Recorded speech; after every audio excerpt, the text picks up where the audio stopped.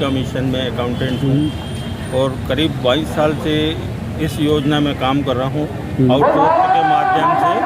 और अभी तक जो कलेक्टर दर मिलता है उसी के द्वारा ही कार्य किया जा रहा है। ना कोई बीमा, ना कोई अनुकंपा, ना कोई नियुक्ति।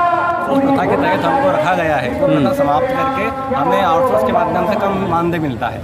हमारा शोषण हो रहा है। हम चाहते हैं कि डायरेक्ट आउटसोर्स प्रथा खत्म करके हमारा सीधा जो संविलियन विभाग से किया जाए। हम सभी साथी लोग यहाँ पर आज एकत्रित हुए हैं और हम लोग जो कर्मचारी हैं मध्य प्रदेश राज्य ग्रामीण आजीविका मिशन में कार्यरत है, मेरे सभी भाई साथ में आए हुए हैं। हमारा प्रदेश के मुख्यमंत्री जी से एक ही निवेदन है, ये आउटसोर्स कल्चर जो है इसको समाप्त कर हमारी ऐसी पॉलिसी लाई जाए कि जिससे हमारी एक तो जो नौकरी है वो सुरक्षित हो जाए और दूसरी हम लोगों की जो सैलरी है मंथली जो मिलती है 7,000 8,000, इसमें आजकल परिवार का कुछ भी गुजारा नहीं हो पा रहा है। तो इसलिए हमारा माननीय मुख्यमंत्री जी से ये निवेदन है कि हम लोगों की सैलरी बढ़ाई जाए और हमको संविदा पे नियुक्त किया जाए। नहीं तो वो समय आदरणीय मामा जी आप याद रखना, जो अगला इलेक्शन था वही इस बार भी यही होने वाला है। हम सब इस बार एकजुट हैं और एकजुट का हम परिचय देंगे। मामा जी आपके भांजों को ज्यादा परेशान मत करो, नहीं तो वो दिन दूर नहीं जब आप कहीं के नहीं रहोगे मामा जी। इसलिए हम लोगों का ध्यान रखना। सबको आपने खुश किया है, संविदा कर्मचारियों को किया है, सबको एक एक करके आपने कुछ न कुछ पॉलिसी दी है। इसलिए आप से विनम्र हाथ जोड़कर निवेदन है कि आउटसोर्स कर्मचारियों के विषय में भी सोच लो, नहीं तो 7.5 लाख कर्मचारी हैं। एक तरफा वोट अगर डल गए तो बीजेपी तो एमपी से गई। आउटसोर्स कर्मचारी एकता जिंदाबाद, आउटसोर्स कर्मचारी एकता जिंदाबाद, जिंदाबाद। अभी मैं महिला बाल विकास डिपार्टमेंट से हूँ। मैं महिला बाल विकास आउटसोर्स कर्मचारी संघ का मध्य प्रदेश का सचिव हूँ। मेरा नाम गिरीश शर्मा है, मैं भिंडी का रहने वाला हूँ। मैं यहाँ लगभग बहुत सारे आउटसोर्स विभाग जितने भी हैं सभी डिपार्टमेंटों के सभी लोग यहाँ इकट्ठे हैं।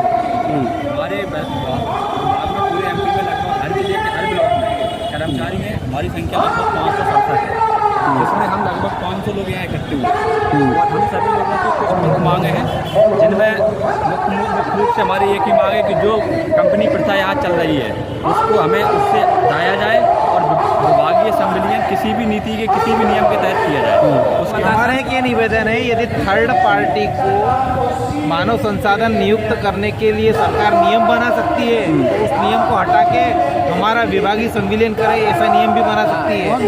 और अभी सरकार को यही करना चाहिए क्योंकि बहुत ज़्यादा शोषित हो रहे हैं अभी हम लोग। और आज हमारे मुख्य जो मांग है वो यही है कि हमारा संविलियन किया जाए और हमारा भविष्य और हमारे बच्चों का भविष्य सुरक्षित किया जाए। हमारे साथी मध्य प्रदेश में हैं। हम लोग का जो प्रोविडेंट फंड भी कटता है, पीएफ कटता है, वो भी एम्प्लॉयर शेयर, वो दोनों हम ही लोग की सैलरी से कटता है। जबकि एम्प्लॉयर शेयर या तो कंपनी ओन करे या गवर्नमेंट ओन करे। ये रूल में है लेकिन ये फॉलो नहीं होता है और हमसे ले रहे हो, वो हमसे ले रहे हैं, हमारी ही सैलरी से काट के हम ही को दे रहे हैं। शिवराज मामा भैया जी से ये कहना चाहूंगी, हम बहनों को भी हमारा अधिकार दिलाएंगे, कंपनी प्रथा को बंद करें। सर हमें जॉब सिक्योरिटी चाहिए जिस तरह उड़ीसा और दिल्ली राज्य में दी गई है। समस्त आउटसोर्स कर्मचारी को संविदा पर और परमानेंट भी कर दिया गया है उड़ीसा राज्य में, तो उसी नियमावली के तहत हमें भी परमानेंट किया जाए या संविलियन किया जाए विभाग में, या फिर संविदा पर भी किया जाए। लेकिन जॉब सिक्योरिटी चाहिए, हमारा सबसे प्रथम यही मांग है कि हमें जॉब सिक्योरिटी दी जाए और बाकी अगर समय अनुसार सब मिलता रहे, पर ये हमें जॉब सिक्योरिटी चाहिए बस। मेरा नाम नंदिनी मिश्रा है और हम लोग सारे सागर जोन से आए हैं। लोक निर्माण विभाग में कंप्यूटर ऑपरेटर के पद पर कार्य करते हैं। ठेकेदार प्रथा को खत्म करके विभाग में संविलियन किया जाए और जितना समान वेतनमान उन लोग को दिया जाता है, जो अपने नियमित कर्मचारी हैं उनकी तरह हम लोग को भी वेतन पूरा दिया जाए। और ग्रेजुटी वगैरह ये सारी है, 62 ईयर्स का है, छुट्टी खत्म की जाए और हम लोगों को नियमित किया जाए और नियमित समान वेतन समान कार्य। तो अभी आपका वेतन कितना है लगभग?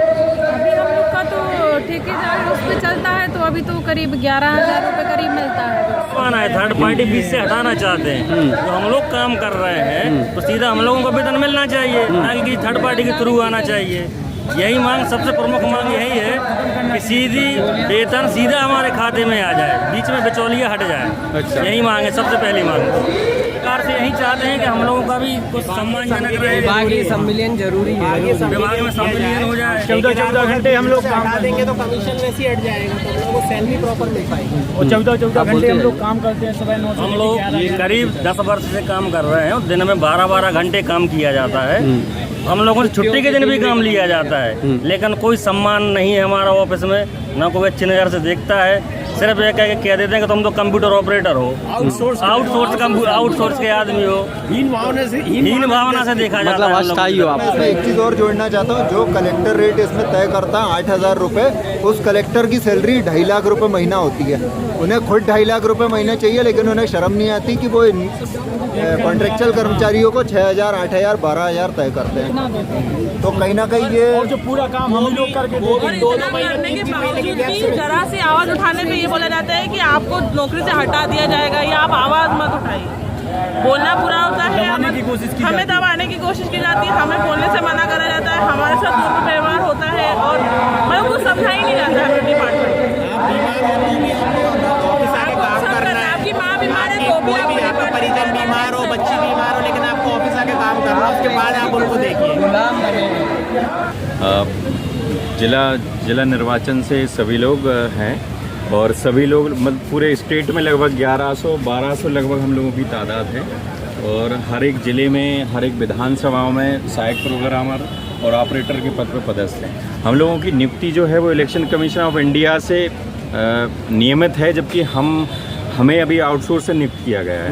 तो जो हम काम करते हैं, काम के हिसाब से वेतन नहीं दिया जाता है। जैसे सहायक प्रोग्रामर की हमारे यहाँ सैलरी 11,000 लगभग है और ऑपरेटर की 9 से 10,000 है। तो हम लोगों की यही मांगे हैं कि हमें नियमित किया जाए और नियमित करने के साथ क्या है कि अभी टेंडर जो प्रक्रिया है कहीं पे 1 साल का होता है, कहीं पे 2 साल का होता है, तो उसमें अभी इनसिक्योरिटी रहती है। तो उसमें बहुत सारे हमारे लड़के निकाल दिए जाते हैं जो 5-5, 6-6 साल से पहले से काम कर रहे होते हैं, जबकि काम की इतनी अधिकता है कि सैटरडे संडे में भी हम लोगों को बुलाया जाता है ऑफिस में। और चुनाव जैसे विधानसभा 2023 अब आने वाला है, तो उसमें जो पूरा सहयोग रहता है वो सब आउटसोर्स का ही रहता है, उसमें सहायक प्रोग्रामर और ऑपरेटर का रहता है। तो हम लोगों की यही मांग है कि सरकार हमें जल्द से जल्द नियमित करे या फिर समान वेतन दिया जाए या फिर संविदा में संविलियन किया जाए। यही मांगे हम सब लोग। जॉब सुरक्षा के जैन निर्वाचन डिस्ट्रिक्ट नरसिंहपुर से हूँ। आउटसोर्स में सबसे बड़ी समस्या है हम सभी के लिए वेतन के साथ साथ जॉब की सिक्योरिटी को लेकर भी है। हर 1 साल में 2 साल में टेंडर्स बदलते हैं, ठेकेदार हमारे ऊपर कर्मचारी को बदलने का अथवा अधिक से अधिक पैसे वसूल करके दोबारा नियुक्ति देने के लिए दबाव बनाते हैं और ऐसा काम करते भी हैं। तो हमारी मुख्य मांग है कि सबसे पहले तो हमें विभाग से ही सम्मिलन किया जाए, चाहे संविदा के आधार पे अथवा नियमित पद के आधार पे, नियमितीकरण को लेके। तो जब अभी हम सैलरी को लेकर इसीलिए कुछ डिमांड शासन से नहीं करते हैं कि उनका कोई भी वित्तीय भार ना पड़े, लेकिन मुख्य और एक मांग ये है कि हम संविदा या फिर नियमितीकरण के विरुद्ध हमारा वहाँ पे सम्मिलन किया जाए।